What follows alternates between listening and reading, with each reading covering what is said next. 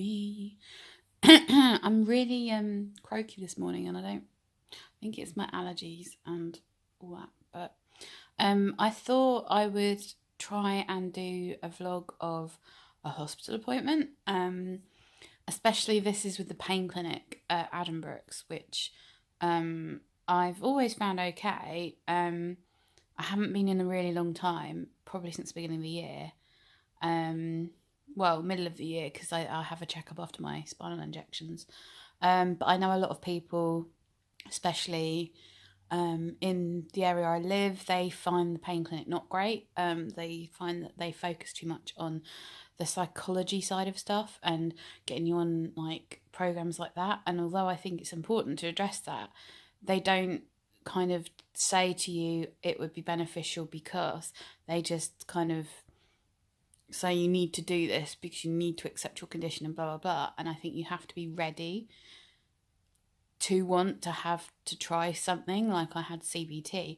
A lot of people think that that's kind of rubbish and it doesn't work, and for some people it doesn't work, but for me I found it great because I had it at Stanmore, and that's the Royal National Orthopaedic Hospital just outside of London, and that's where I did my rehab. And obviously the psychology side of things, they deal with people with all different kinds of chronic pain conditions and joint conditions, so they're more expert in that.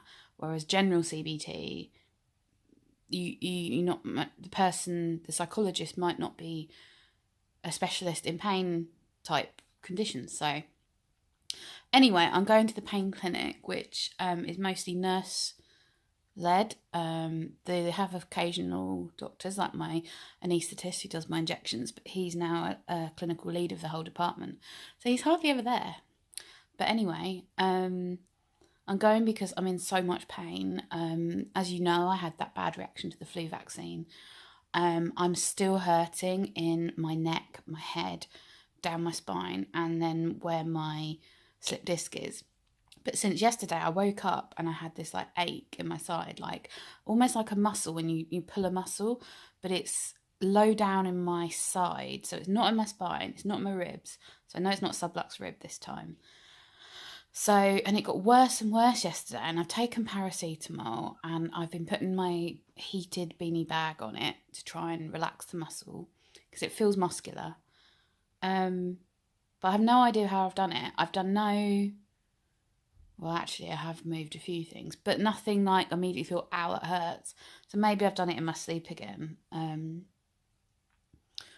So I am in so much pain, and I was even thinking yesterday I need to take some Oromorph, but I couldn't because I take diazepam at night, and you can't take the two together because it could be fatal. Like, it causes breathing issues, and I would rather have the diazepam at night because it relaxes all my muscles, so I don't dislocate in the night and I can sleep better. Whereas the Oromorph would help with the pain, but when you're asleep, you're not in pain. So I'd rather have my Oromorph in the day, but I can't have it today because I've got to drive to the hospital. So obviously, Oromorph makes my POTS really bad. I cannot stand up. I feel so out of it, and you can't drive when you're on Oromorph. So yeah. So I thought I would do like an intro. I've already got ready. I thought, what's the point of vlogging me getting ready? I've literally lay in bed once my alarm went off. I take my medication, lie there for another 15 minutes, let it kick in. Usually half an hour, but this morning I wanted to lie in, so I didn't actually wake up till 8. It's now 9:30. I should have gone by now, but I am going to leave in a minute. I'm just finishing off my elemental, my drink, and Alice has just come in. Hello, Alice. She's noisy, aren't you, Alice? She's my little torty cat. Beautiful, aren't you? Anyway, so I get up. Usually I'll stay in my pyjamas in the day or get dressed later, but I thought I just want to get this over and done with because I'm in pain. So I got dressed. It's quite cold out still, even though it's double figures, it's like 12 degrees. So I've got a jumper on and some leggings. I don't know if you can see that. Just be comfortable because I'm in pain. I don't want anything digging in. I've taken all my meds now. I just need to go brush my teeth and get my shoes on and my coat and then leave. And then I shall drive to Addenbrooke's. I shall take you on my journey, and then I shall try and film. They're very funny about filming there, because obviously other patients don't want to be filmed, but I'm going to be like this vlogging, so hopefully that should be fine, and I'll just pretend I'm not vlogging. But then you can just see what it's like for me to experience an appointment, and especially when I'm at my worst at the moment with pain, my stomach, everything's just bleh. So let's go.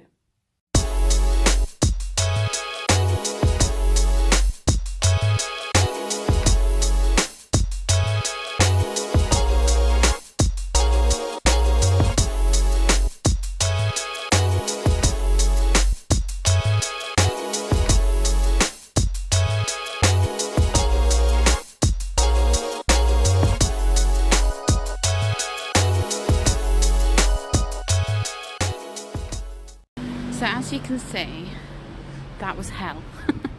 It really is a lottery whether you get a space, a blue badge disabled space that is, at Addenbrooke's. That little car park I went around the first time, as you saw, I was waiting and there were two people just come back, and I thought, oh, they're going, and they just sat there and sat there and sat there.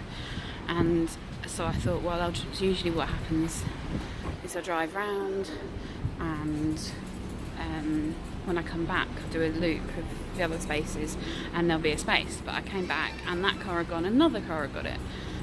So I thought that was quite unfair because I've been waiting longer, but it just depends whether you're patient enough to wait or not. And sometimes you're lucky, you'll go round again and you'll find that someone's just left a space, or you could wait for a space if you see someone going. The trouble is with blue badge spaces, obviously you have to get your wheelchair in and out, and that takes a while, and I hate making people feel like they have to hurry because you can't. So it's tricky. So I've ended up parking in car park 1, so anyone who knows Addenbrooke's knows where that is. Basically the reason I will park there if I really can't find a space and I'm running short of time, basically is if you have your appointment letter with you and you're an outpatient, before you leave the car park, because you have to pay usually at the machine with your ticket, it's crazy expensive if you don't have this, but if you show your outpatient letter you pay £3, and that's for the entire day, so it can be anything from half an hour to 5 hours. Like, you don't pay any more than £3. And I put this on my hospitalgenie.com website, and I also tweet about this a lot because the parking here is awful. Actually, a lot of the people who park there have got blue badges, so it's not that they're parking there taking spaces, it's just there's not enough. And luckily the hospital itself, the car parks aren't that far. If you're in a chair like mine and you drive yourself, it's quite quick. But if you're self-propelled, then it's like the little disabled car park's quite a long way to go from there to the main hospital. You have to go up a hill as well. But yeah, it's just really hard. And sometimes you see there's, like, I'm going along now, and there's one that doesn't have a blue badge, and you just see people sitting waiting, and you don't know, like, why. But yeah, it's just like, or you'll see someone, like, I've been in the disabled car park bit where I was before, and wow, A&E's busy. Everywhere's busy here today, it's crazy. I can't remember what I was saying now. Brain is completely gone to sleep. Yeah, also you're lucky, it depends what time your appointment is, because this is an 11 o'clock appointment. This is like, traffic wise for me to drive here is great, because I tend to leave like 9:30, 10:15. It takes me about 45 minutes to get here,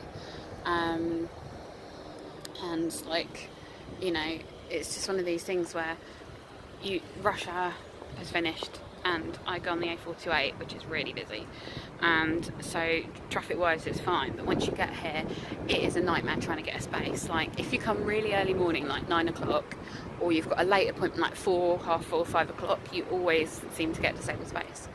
But any time after 10 o'clock it is literally playing the lottery whether you get a space. So it's like one of these things that's just, you know. And obviously it's now like 10:45 and my appointment's at 11, so I don't really want to be late. And it's a nightmare. Like, all the patient transport buses are blocking everyone in, so no one can leave. It's awful. They seriously need to do something about the parking, especially for outpatients. Like, there's 1, 2, 3, 4,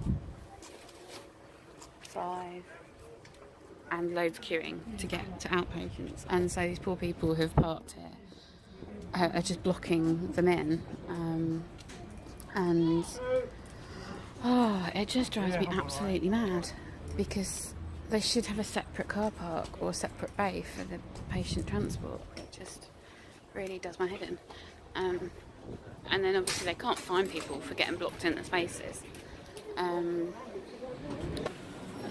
Everywhere so busy. So what's happening to this hospital? A&E's a queue. The queue for the pharmacy is massive. The queue for the everywhere. A&E was busy. Car park's busy. Even the road going out of the car park back to the oh my god, this is awful. It's like an apocalypse has happening in Addenbrooke. Seriously, terrible. I just hope the pain clinic isn't too busy. The pain clinic, as you'll see if I can get some pictures, is the worst, because there's no space, and the majority of people are in wheelchairs or limited mobility, and there's no room for any wheelchairs in there, so there you go.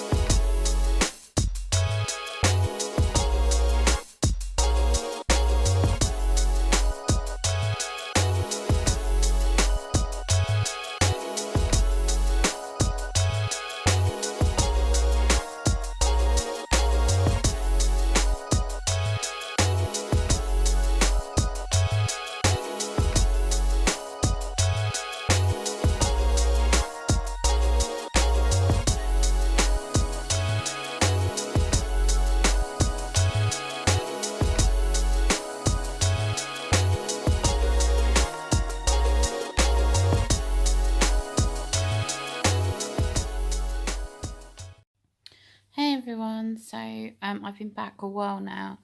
I've actually been back about 2 hours. Feels longer than that. I'm really spaced out, as you can probably tell. I've had some Oromorph. I was literally in so much pain, and then after I got to the pain clinic and I couldn't take any pictures because there were other people in there. As I said, I might be able to, but I couldn't. But I had a good 45 minutes with the pain specialist nurse, and she was really good. And I told her, obviously my hip's being sorted separately, and it was mainly the pain in my neck holding my head up and holding my shoulders and all that kind of thing. And she basically does agree. My body is in super sensitive, it's in flare. She said though that it could just be a flare in general, but if it's anything from the flu jab, and then it might take longer to ease off than a person without EDS would. So she's given me she basically said, obviously I'm going to Stanmore in January to see Dr. Cohen for a checkup. So she said if it's still not better by then, they need to look into what else it could be, maybe do a scan or just be assessed. Because she said by then, if it's from the flu jab, it will have gone, but by then it could be something else. I struggle with the Oromorph. It's so annoying. Basically, I took it because I'm in so much pain from driving. I haven't driven much. I try and avoid it at the moment because it hurts to hold my neck up, so I'm lying back. And I couldn't take the Oromorph before it went because I would go like this and you can't drive. Obviously, it's not safe. But it really, when I take Oromorph, I really don't. I only take it when I'm really bad. She even agreed that was fine. And usually pain clinics are very anti, well, ours is anyway, anti getting hooked on really strong stuff. I usually have it maybe once a week or sometimes twice, but I only can have it in the day. And she said if I have a day where the pain is bearable but I still have aching, then I can have one extra diazepam tablet, which is a 2 milligram one. I have 6 milligrams at night, which helps with my spasms in my shoulders and neck. So that's a good bit of advice. Obviously keep on with the heat on my neck. She also recommended some gels, but I've got to be so careful with my skin, being so allergic to everything. It's like a mentholy gel, so I'm going to look into that. And the menthol would certainly help with my sinuses and stuff. It's just like the smell. And what else has she recommended? That's it. It's literally, she said, I wish I could wave a magic wand. But she recommended using the TENS machine, which I do have, but it does say don't use it above your heart. It's certainly not near your face, and I'm like really close to my face here. And I'm very, very sensitive at the moment, so I feel it won't really help. So I'm not going to do that. So I came home, fed the cats, because I was an hour late. I got home at 1. And then I had to wait for Boots to deliver my prescription. I had some stuff that was outstanding, which I ran out of tomorrow morning, so I needed that. My elemental drinks, this is my second one. You saw my first one, and this is my second today. It's my lunch. I was literally on my last box, and they were supposed to come last week, and they only bought 1 box, and I was supposed to have 6. Then they said that they'd give me it all, and I was like, no, and backwards and forwards, and eventually got it today.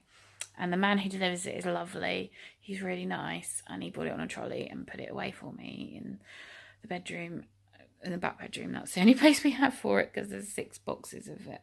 It's huge. So I had to wait in for him. And now I just all spaced out, and I'm not in any pain. But the only trouble I get is I get itching. And usually it's in my nose, but last time I had it, and now this time it's all around my neck where my pain is, and sometimes in my nose. I've just realised, looking up, doing this video, I'm itching my nose a lot. And the other side effect I get from Oromorph is my POTS goes nuts. Like, I'm so spaced out now. I think my pupils are alright. They're not big. I just really like it. But yeah, my POTS, like, I cannot stand up and walk around much because I just go. And even if you don't have POTS, it says the side effects of Oromorph are like low blood pressure, dizziness, nausea. That's basically POTS. Well, some of the POTS symptoms, certainly ones I get. So, oh my God, my nose is itchy. So usually on a hospital day, Adam would come with me if it's an appointment, or my mum. If my mum comes, I have to drive, because I have to take my wheelchair, and my mum can't drive my car. She's not insured, and she doesn't know how anyway. And if it's a test, Adam definitely comes with me, because he has to drive me back. So I'm on the list to see my anaesthetist about more injections in my spine next year, and the appointment won't come through to probably next year because he's busy. She recommended, I did ask about alternative therapy, and she said steer clear of osteopaths unless they really know about EDS. And I was like, I don't want anyone touching me. Like, I feel horrible because Adam goes to hug me, and I'm like, push away because it hurts in my neck. So I kind of hug him, so he still gets hugged because then I know how much I can take. So I think he's treating me like a bit of a broken doll, which I am. He's not doing it. He's doing it in a nice way. I don't mean he's doing it like annoyingly. He's just like scared to hurt me, which is sweet, and I feel bad about it. But yeah, if it was a normal day, I'd just stay in for the rest of the day. If I had a morning appointment, if it was an afternoon, I'd just luckily have Adam to do everything. Anyway, I'm going to go because I've been rambling and I'm on morphine and I look like a spaced out zombie. So hope you enjoyed the video. Bye. Thanks for watching, everyone. Stay tuned, and click the picture of me on the screen right now, and you can subscribe to my channel. Please like the video and click the bell notification if you want to know when my next videos are put onto YouTube. There should be a box on the screen where you can see other videos I've done. Happy watching!